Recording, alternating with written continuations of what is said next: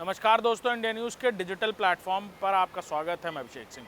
आज फिर हम आपको देश दुनिया की बड़ी खबरों से न सिर्फ रूबरू कराएंगे बल्कि अंतर्राष्ट्रीय स्तर पर क्या कुछ चल रहा है इसके बारे में भी बताएंगे।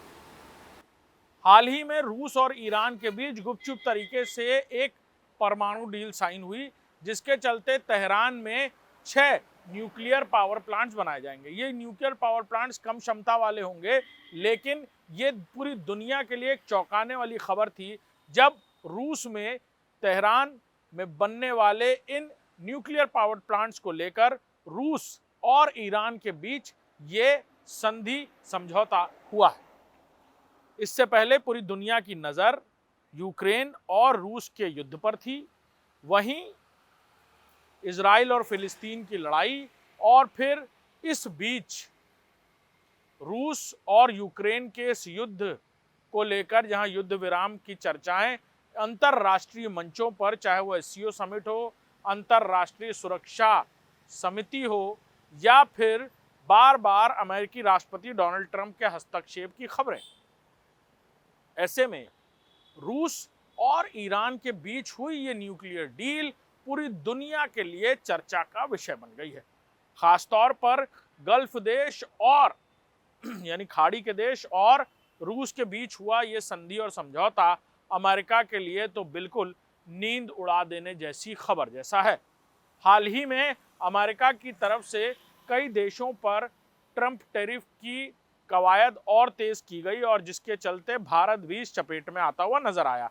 तकरीबन 25% टैरिफ बढ़ाने के साथ ही साथ भारत 50% टैरिफ के बोझ तले दबता हुआ नजर आया, जिसके जवाब में भारत ने वैश्विक रणनीतियों में तब्दीली की और कई देशों के साथ कई संधियों को लेकर चर्चा शुरू की है, जिसका हाल ही में जीता जागता उदाहरण मॉरिशस से की गई वैश्विक संधि है। ऐसे में भारत और कई देशों पर रूस से तेल खरीदना समझौते को खत्म करने को लेकर या तेल खरीद में कटौती करने को लेकर अमेरिका के इस दबाव के चलते रूस ने एक और कदम आगे बढ़ा दिया है। यानी खाड़ी के देश में से ईरान से यह समझौता सीधे तौर पर परमाणु संयंत्रों को स्थापित करना और 8 परमाणु संयंत्रों में से 6 छोटे परमाणु संयंत्र, यानी ये पावर प्रोजेक्ट्स यानी न्यूक्लियर पावर प्रोजेक्ट्स जिसकी संख्या तकरीबन 6 होने वाली है, जो तेहरान में बनाए जाएंगे। और ये अपने आप में बताते हैं कि कैसे रूस भी किस तरह से कूटनीतिक तौर पर अपने कदम आगे बढ़ाता जा रहा है।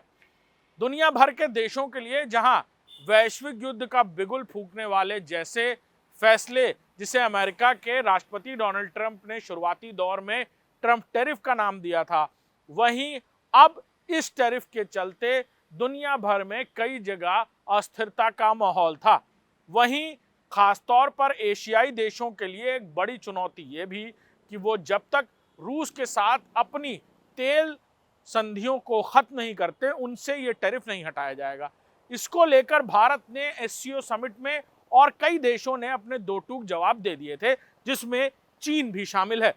ऐसे में अब इस परमाणु समझौते के अंतर्राष्ट्रीय स्तर पर क्या रिएक्शंस देखने को मिलेंगे और क्या अमेरिका की तरफ से खाड़ी देशों के लिए कोई चुनौती जारी हो जाती है, ये वो बातें हैं जो जल्द ही शक्ल ले सकती हैं।